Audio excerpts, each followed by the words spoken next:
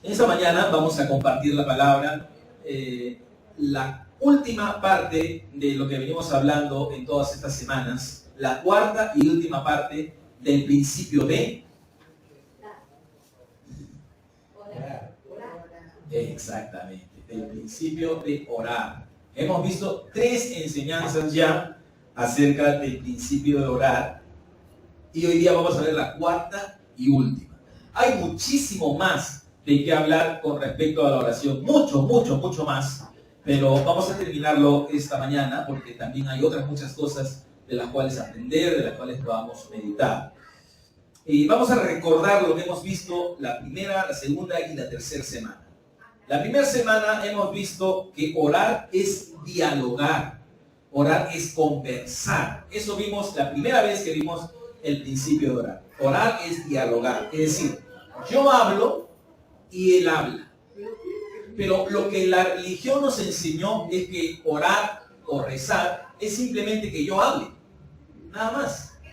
Pero a la luz de la palabra de Dios, a la luz de la Biblia y a la luz de la experiencia que el Espíritu Santo nos da también cada día, eso no es orar. Orar no es que tú hables. Orar es que tú hables y él hable. Y eso debe ser en un nivel equitativo, un 50-50. 50% hablo yo, 50% habla el Señor. Ahora, ¿de qué manera nos habla el Señor? Hemos aprendido. La religión también muchas veces nos enseñó que en la oración es que yo hable y leer la Biblia es que Dios me hable. Pero hemos visto en estas semanas que no es tanto así. No es que yo oro y luego leo la Biblia para que Dios me hable y esa es la conversación. No, no es así. La oración en sí ya es la conversación. Yo hablo, Dios habla. ¿Y cómo me habla Dios? Así como le habló, ¿cómo se llamó ese rey? El hijo del rey Nabucodonosor. ¿Alguien se acuerda cómo se llamaba el hijo del rey Nabucodonosor? Belsasar, gracias. Ni en todo el día me hubiese acordado. Belsasar era un rey que utilizó las copas de oro del santuario del Señor, del templo de Dios, porque había sido, como Israel siempre se portaba mal, se portó mal Israel y Babilonia tomó sus tesoros y trajeron a su gente como esclavos, así como más o menos como lo que pasó en Egipto. Volvió a repetirse la historia en Babilonia y Nabucodonosor los toma como prisioneros y algunos los trae como sabios también, porque en Israel había muchos sabios, ¿no? Dentro de esos cuales habían 4 principales sabios que se llamaban Daniel, Belsasar y sus amigos, a los cuales le cambiaron el nombre por Sadrac, Mesach y Abednego, ¿no? Entonces, cuando muere Nabucodonosor, su hijo Belsasar también era, ya me hiciste dudar. Es el nombre que le pusieron a David también. Ah, mira, a Daniel. Ah, el mismo nombre. Ok. Nabucodonosor le pone a su hijo Belsasar y también le pone a Daniel Belsasar, así. Ok, más o menos. Estamos desoxidando ahí del conocimiento bíblico. Entonces, Belsasar trae las copas de oro, de plata, del templo del Señor, de Dios, de Jehová, y las utiliza para hacer fiesta, imagínense. Una fiesta mundana ahí con una orquesta internacional, cantando la chica con su minifalda y su top, ¿cómo se llama? Sus topsitos, top es otra cosa, ¿no? Sus topsitos, y la música y las danzas y los parlantes gigantescos, la bulla, las libaciones, las borracheras, para eso utilizando los utensilios santos del Señor. Imagínense usted, parecía la fiesta de la hermana Julita que no le dejó dormir anoche. Eso hizo Belsasar. Tremenda ofensa para las cosas santas del Señor. Entonces Belsasar estaba así contento, alegre, y de pronto ve una mano. ¿Recuerdan de eso? ¿Lo han leído? Por lo menos alguna vez han escuchado. Y una mano de hombre así, que escribe con su dedo en la pared. Una mano solita, sin cuerpo. Y el dedo así comienza a escribir en la pared.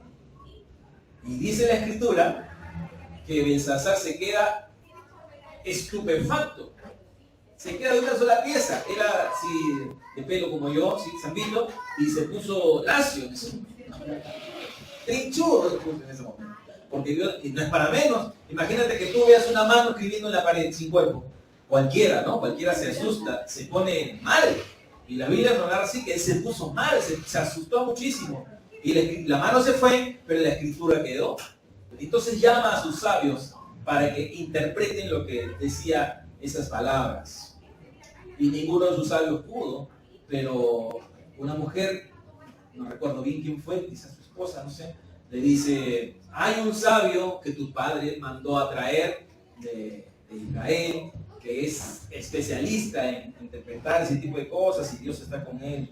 Es siervo de los dioses santos, así le decía. Es un siervo de los dioses santos, porque los dioses de ellos eran paganos, pero a los dioses de Israel le llamaban, o al Dios de Israel, mejor dicho, le decían los dioses santos. Llámalo, mándalo traer a Daniel. Viene Daniel y le interpreta lo que decía la escritura en la pared. La escritura en la pared decía, Daniel 5:25, y la escritura que trazó es Mene, Mene, Tekel, Uparsin. Imagínate que tú eres el rey de una nación, de un reino, y ves una mano, solita la mano que escribe con su dedo índice en la pared, unas tremendas letras, y las letras dicen Mene, Mene, Tekel, Uparsin. Te quedas más confundido todavía, porque ¿qué rayos significará eso? ¿Qué significa eso? Y Daniel le da la interpretación. 26, esta es la interpretación del asunto. Mene, contó Dios tu reino y te ha puesto fin. Tekel, pesado has sido en balanza y fuiste hallado falto. Pérez, ahora nosotros leemos Pérez aquí, pero arriba leemos Uparsin, ¿no? Entonces la palabra Pérez y Uparsin es parecida, ¿ya? Pérez, tu reino ha sido roto y dado a los medios y a los medos y a los persas. Ya habíamos visto nosotros en alguna prédica anterior lo que significa la palabra Pérez. ¿Recuerdan a quién se le puso Pérez? A Adán no. A Adán dice, porque el día que comas del fruto Pérez serás. No. Se le puso Pérez a Usa. Se le llamó Pérez Usa. ¿Por qué? Porque Usa había extendido su mano para que no se caiga el arca de Dios. Entonces se le puso Pérez Usa porque Pérez significa quebrantamiento, o algo se rompió, fue rota la mano, fue rota la vida de Usa. Y eso fue el texto que utilizamos para ver el punto de quiebre. ¿Se acuerdan ustedes de la enseñanza, el punto de quiebre? Si no se acuerdan, pueden verla en YouTube. Y las personas que nos siguen por YouTube pueden ver esa prédica del quebrantamiento de Usa aquí. El punto de quiebre. Cuando tú oras, no vas a ver una mano en tu cuarto que te escriba, esta es mi voluntad. No vas a verlo. Así no funcionan las cosas. Bueno, en la soberana voluntad de Dios podría ser que algo parecido a eso pase, pero es un caso entre 5 millones, digamos, ¿no? Por lo general, Dios no habla así. Dios no va a escribirte en la pared, ni en el cielo van a aparecer letras, ni tampoco vas a escuchar una voz en tu oración que te diga, hijo amado, esta es mi voluntad para tu vida y esta es mi respuesta a tu oración. No, no vas a escucharlo. Y habíamos entendido, o habíamos visto que esto es debido a que la comunicación de Dios para con nosotros no es física, no es corpórea, no es corporal, puesto que Dios no es carne ni sangre, sino que Él es espíritu. Y Él es espíritu puro. ¿Qué significa espíritu puro? Significa que es un espíritu increado. Mientras que nosotros somos espíritus creados. ¿Quién nos creó? Él mismo. ¿Cómo lo hizo? Lo sabremos cuando lo conozcamos personalmente allá, en el reino, en el cielo, digamos, ¿no? En el reino celestial. Pero Él nos creó a nosotros espíritus. Entonces la comunicación es de espíritu a espíritu. ¿Y cómo se escucha una respuesta de espíritu a espíritu? No lo podemos explicar porque el espíritu no tiene oídos. Pero de alguna manera que no entendemos, nuestro espíritu percibe la respuesta de Dios en la oración. Entonces, yo hablo y Dios me habla. Pero como no sé hablar con mi espíritu, lo que es, hago hablar con mi boca en castellano, en español. Y alguien podría decir, ¿no puedo orar en inglés? También. Puedes orar en inglés, de paso que practicas tu inglés. Puedes orar en francés, puedes orar en el idioma que conozcas, en el idioma que quieras. Igual el Espíritu te escuchará y el Espíritu te responderá, si es que tu espíritu está realmente vivo, está en comunión, etc. Pero también tenemos otra herramienta muy importante. Dice la Escritura, ¿qué hemos de pedir como conviene? No lo sabemos, pero el Espíritu mismo intercede a través de nosotros con gemidos indecibles. Ahora, esto es lo que los cesacionistas no pueden comprender, no pueden entender cómo es que podemos hablar con gemidos indecibles. O como dice el profeta, en lengua de tartamudo hablé a mi pueblo. Eso dice. Isaías 28:11 dice, porque en lengua de tartamudos y en extraña lengua hablará a este pueblo.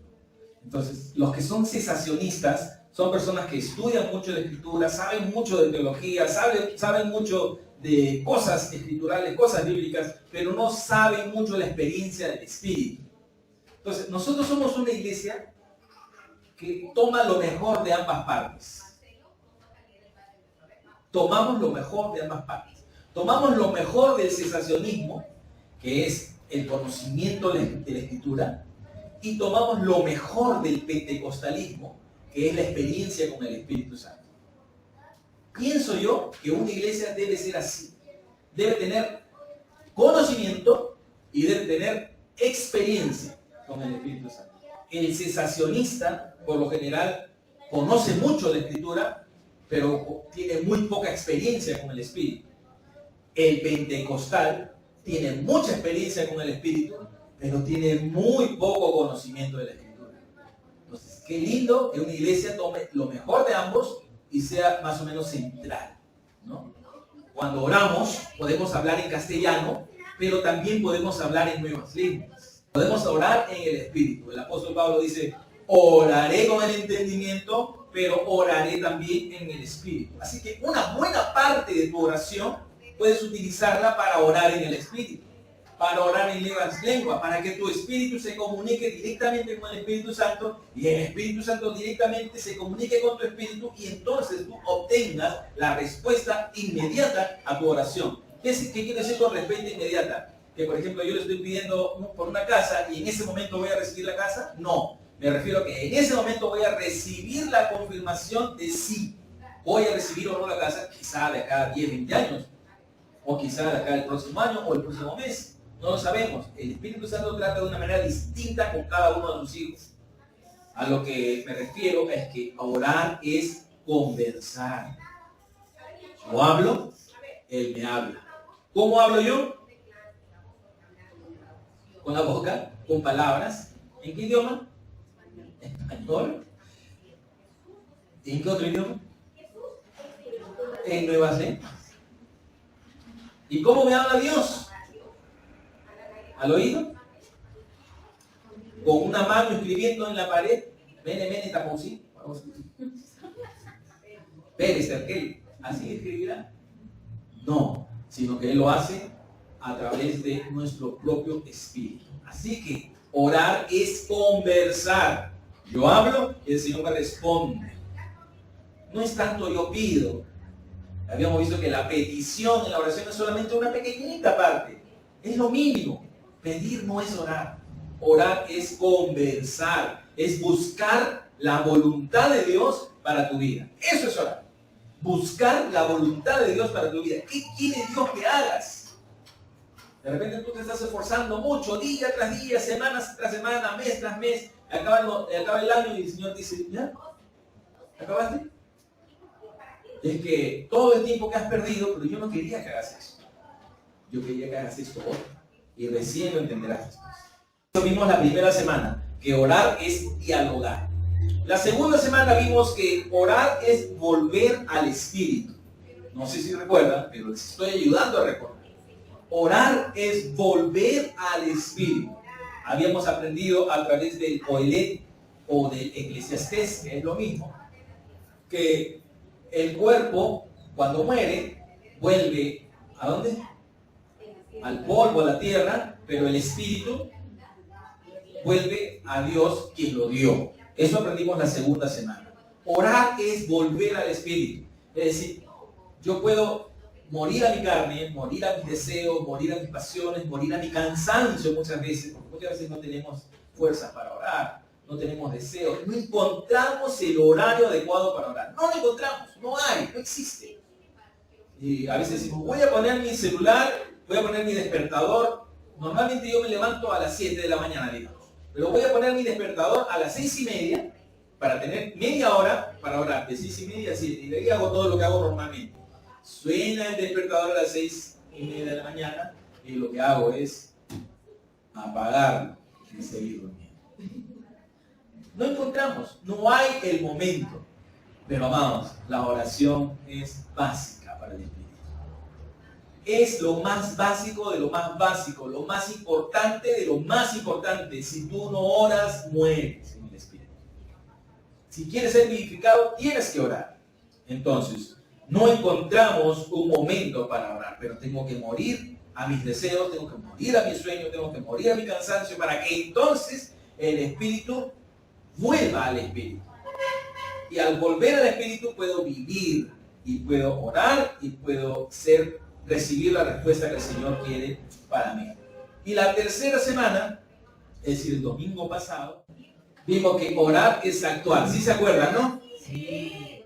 Orar es actuar. Es decir, muchas veces pasamos todo el tiempo orando, pero no activamos esa oración. No activamos esa fe.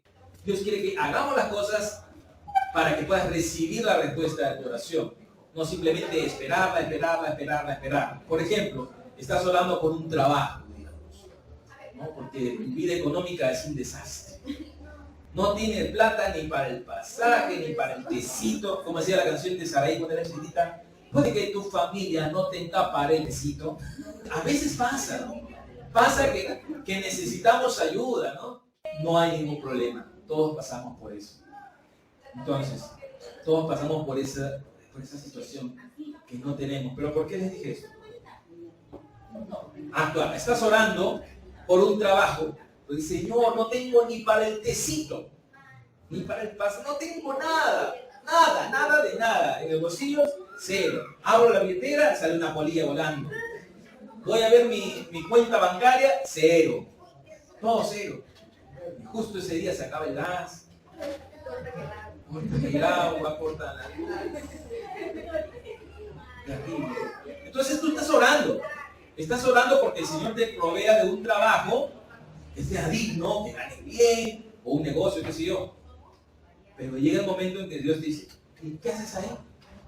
Levántate, ve a buscarlo, yo estaré contigo.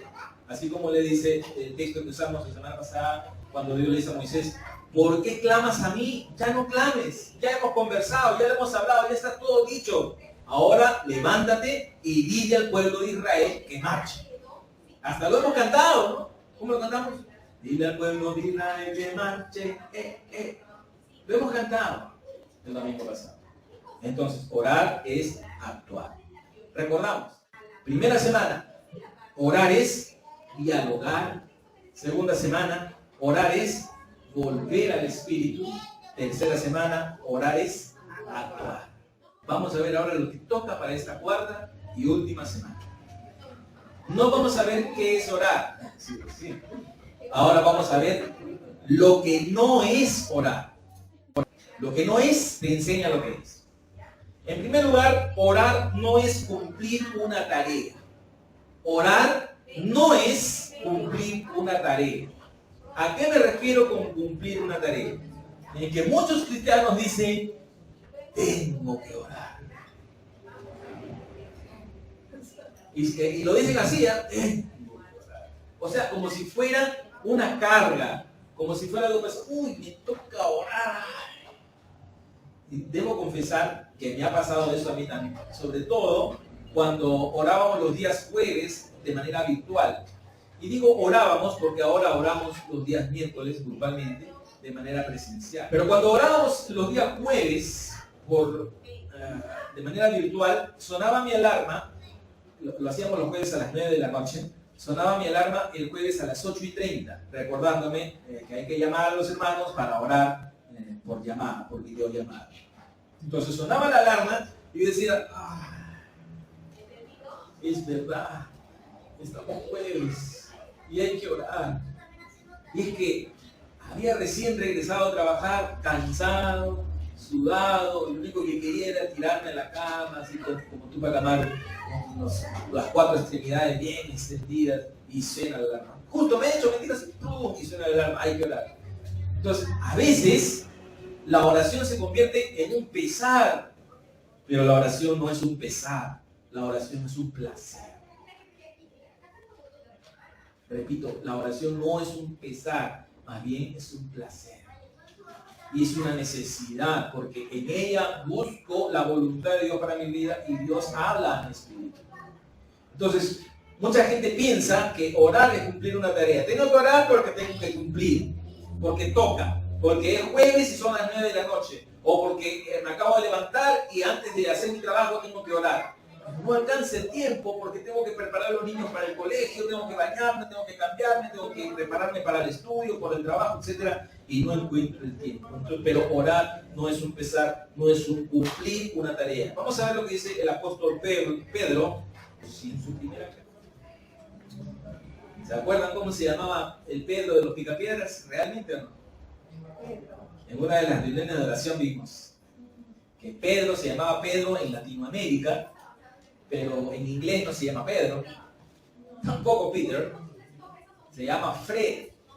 Los Picapiedras, el más grande se llama Fred y el más pequeño no se llama Pablo, sino que se llama Barney. Entonces esos son los personajes de los Picapiedras, Fred y Barney. Pero ¿por qué en español le pusieron Pedro y Pablo? Creo yo que se refería más o menos a los apóstoles Pedro y Pablo. Que Pedro era un apóstol muy grande y fuerte, mientras que Pablo se cambió su nombre. Él mismo se cambió el nombre, Dios no se lo cambió, de Saulo a Paulo. Es decir, la S la cambió por la P. Mi nombre es Saulo, pero yo me voy a llamar Paulo. Ahorita llego. Saulo es el mismo nombre que Saúl, el rey Saúl. Él se llamaba como el rey Saúl, pero se cambió a Paulo porque Saúl es un nombre hebreo, mientras que Pablo es un nombre griego, popular, gentil. Entonces yo me voy a llamar ahora Paulo o Pablo, que es lo mismo. Paulo o Pablo es lo mismo. Y Pablo significa pequeño. Entonces él decía, yo seré el más pequeño de los apóstoles. Sin embargo era pequeño. Cierro paréntesis y seguimos con la enseñanza. El apóstol Pedro dice en su carta, en su primera carta, capítulo 5, versículo 2. Primera de Pedro 5, 2.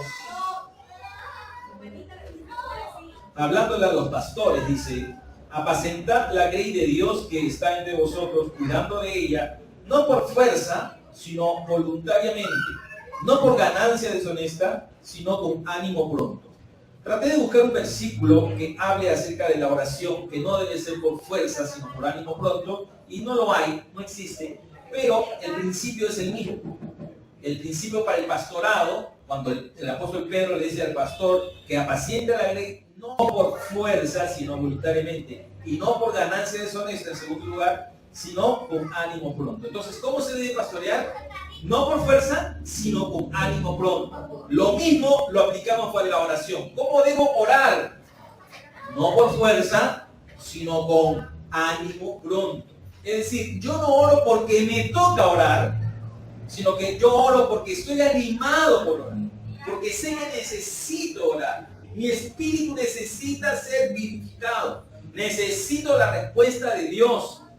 Y si necesito la respuesta de Dios, entonces tengo que orar. ¿Se entendió? Entonces, estamos viendo la cuarta parte, lo que no es orar. Orar no es cumplir una tarea. Es decir, no oro por fuerza, no oro por obligación, no oro porque toca, sino que oro con ánimo pronto, sabiendo que necesito orar. Segundo lugar, la oración no es un sacrificio. Mucha gente dice, voy a hacer el sacrificio de orar, pero a Dios le importa un rábano tu sacrificio. No le interesa tu sacrificio. Fíjate lo que dice el Salmo 51. Como Salmos es un libro poético, entonces decimos versos y no decimos versículos. Salmo 51, verso 16 y 17, dice así el salmista David: porque no quieres sacrificio que yo lo daría, no quieres holocausto. Los sacrificios de Dios son el espíritu quebrantado, al corazón contrito y humillado no despreciarás tú, oh Dios. Entonces, ¿Dios quiere nuestro sacrificio? No, no lo quiere. Él quiere obediencia. Él quiere un corazón contrito, un corazón humillado, un corazón obediente, un corazón amante, pero no está interesado en nuestros sacrificios. Entonces yo digo, voy a sacrificarme para hacer la oración. No. Uno va a orar porque quiere entregar su corazón y quiere hallar la voluntad de Dios para su vida. El que no haya la voluntad de Dios para su vida es una pérdida de tiempo. Una total y absoluta pérdida de tiempo. Entonces, orar no es un sacrificio. En tercer lugar, orar no es hablar con nadie en absoluto más que con Dios. Tú no puedes orar con nadie más que con Dios. Para que entiendan a qué me refiero. En primer lugar, no puedes orar, por ejemplo, con los ángeles. La religión nos enseñó esta oración o este rezo. Ángel de la guarda, dulce compañía, no me desampares ni de noche ni de día. No me dejes solo, que me perdería. Mi mamá seguro me lo enseñó. Bueno, pero no podemos hablar con los ángeles. No se puede. Hay personas que dicen, pídele a tu ángel. No. Eso es blasfemia, es herejía. No puedes hablar con un ser espiritual que no es Dios. En eso creo que estamos claros, ¿no? Y no hay problema. Entonces, si no puedo hablar con un ángel, porque no es Dios, tampoco puedo hablar con un familiar que ya no está conmigo. Por ejemplo, mi mamá falleció hace unos años. Yo no puedo doblar mis rodillas y decirle, mamá, cuídame, o dile a Dios que haga tal cosa por mí. No, porque eso sería hablar con los muertos. La Biblia dice que no debes hablar con los muertos o que no se puede hablar con los muertos. El rey Saúl quiso consultar con Samuel, con el profeta Samuel, porque cuando Samuel estaba con vida, era el profeta de Israel y consultaban con él, ¿no? Cuando había una cosa importante que hacer, los reyes consultaban con Samuel. Pero Samuel muere y Saúl estaba con una duda y no había profeta y se fue a otra boca y le dijo, quiero hablar con Samuel. ¿Era Samuel realmente o era un espíritu inmundo disfrazado de Samuel? Entonces Saúl dijo a sus criados, buscadme una mujer que tenga espíritu de adivinación para que yo vaya a ella y por medio de ella pregunte. Y sus criados le respondieron, aquí hay una mujer en Endor que tiene espíritu de adivinación. Y se disfrazó Saúl y se puso otros vestidos y se fue con 2 hombres y vinieron a aquella mujer de noche y él dijo, yo te ruego que me adivines por el espíritu de adivinación y me hagas subir a quien yo te dijere. Y la mujer le dijo, aquí tú sabes lo que Saúl ha hecho, cómo ha cortado de la tierra a los evocadores, esta es la palabra hermana, evocar, ¿no? A los evocadores y a los adivinos. ¿Por qué pues pones tropiezo a mi vida para hacerme morir? Entonces Saúl le juró por Jehová, diciendo, vive Jehová que ningún mal te vendrá por esto. La mujer entonces dijo, ¿a quién te haré venir? Y él respondió, hazme venir a Samuel. Y viendo a la mujer a Samuel, clamó en alta voz y habló a aquella mujer a Saúl diciendo, ¿por qué me has engañado? Pues tú eres Saúl. Y el rey le dijo, no temas. ¿Qué has visto?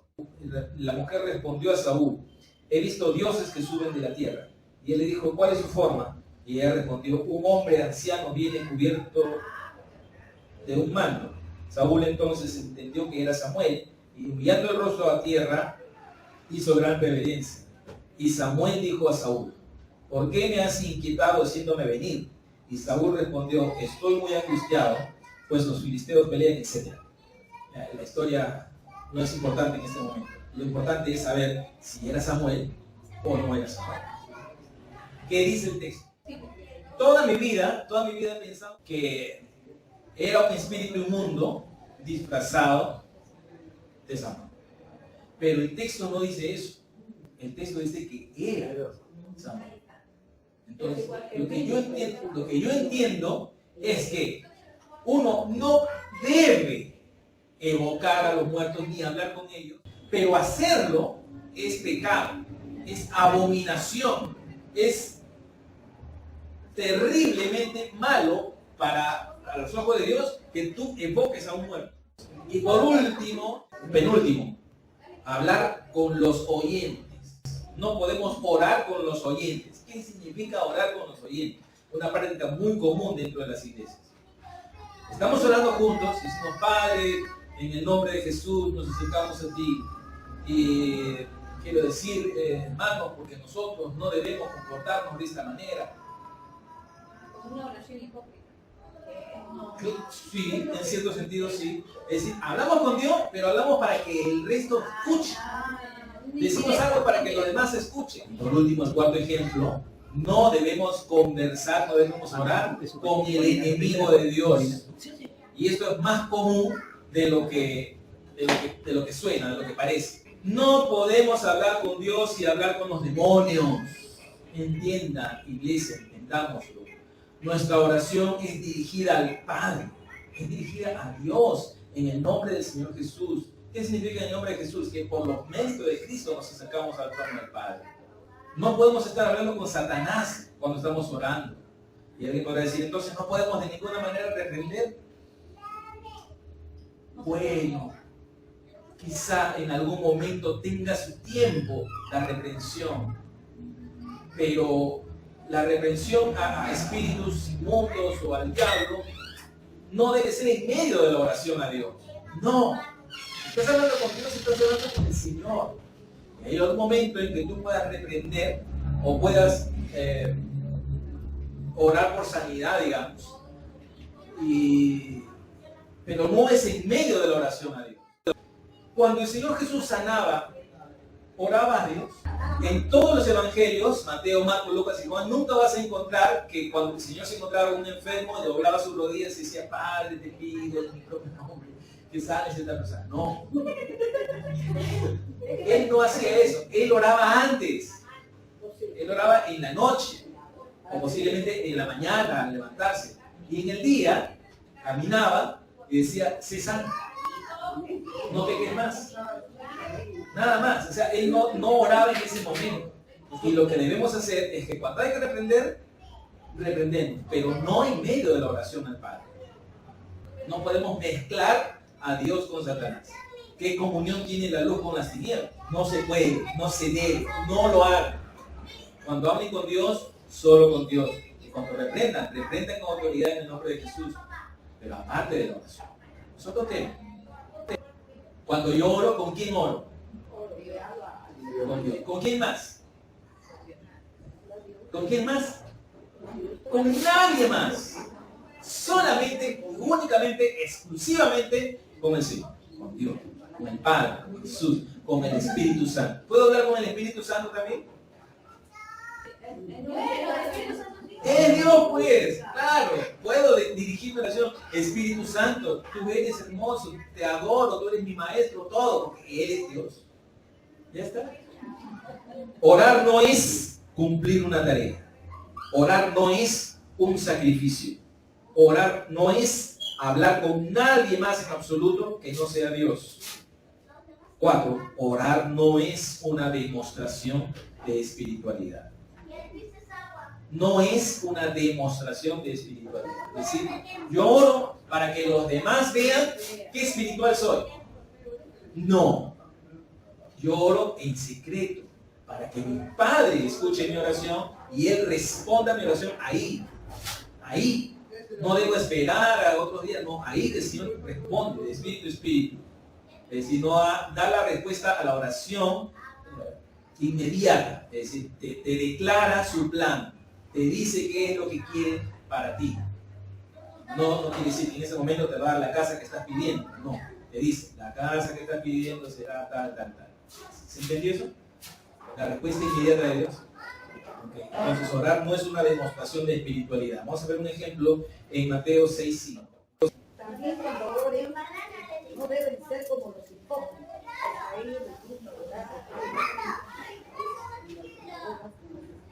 caminos anchos, para ser vistos de los hombres. En verdad les digo, ellos ya disfrutan de su galardón completo. Ajá. Ser vistos, ser escuchados. Y esto también es común. Cuando hay una reunión de oración, oramos para que digas, oh Padre Celestial, te amo, te exalto, etc. Pero en tu casa no oras.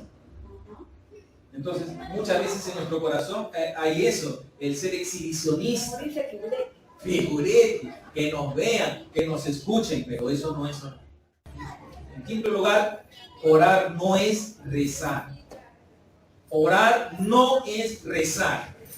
¿Qué significa rezar? Significa repetir, significa decir una oración aprendida de memoria o leída. Por ejemplo, ¿cuántos de ustedes han visto, por ejemplo, la oración del chofer? La oración del chofer, Señor, haz que mis ojos estén atentos, líbrame. Pero es una oración escrita. O sea, leer una oración no es orar, no es repetir. Vamos a ver un ejemplo para esto en Mateo también, estamos en Mateo, capítulo 6 mismo, versículo 7, dice, y orando, no uséis vanas repeticiones como los gentiles, que piensan que por su palabrería serán oídos. Orar no es rezar, orar no es repetir, orar no es leer una oración, orar es una conversación, es un diálogo. Yo hablo y él me habla. Yo hablo en castellano y él me habla al espíritu. Y por último, y esto lo he dejado al final, no por gusto, sino porque es lo más importante.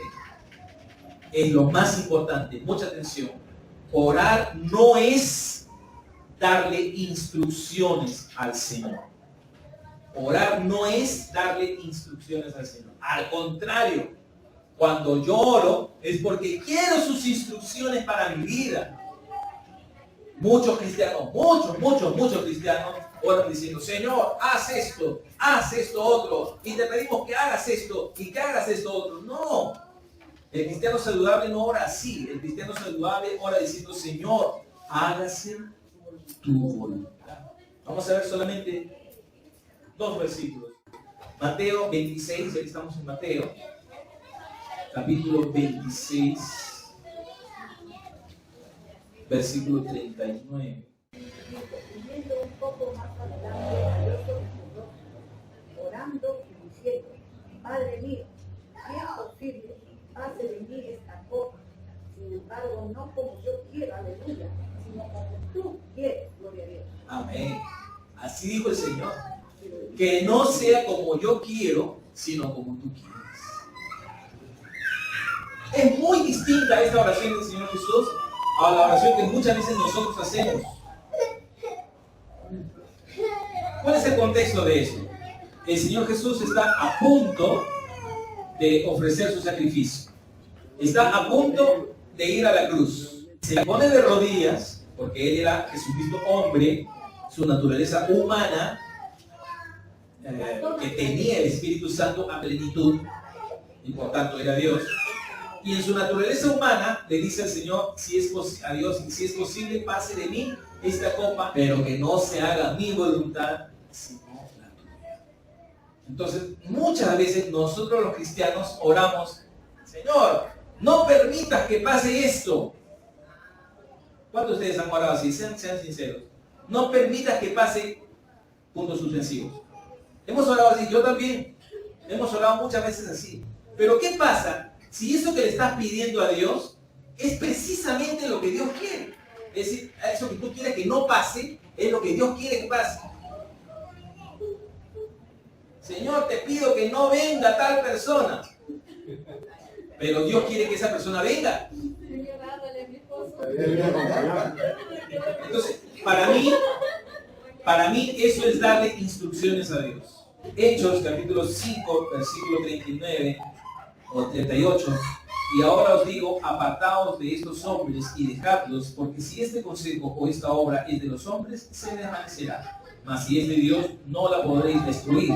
No seáis tal vez hallados luchando contra Dios. En nuestra oración a veces podemos luchar contra Dios, porque estamos pidiendo algo que el Señor no quiere que pidamos.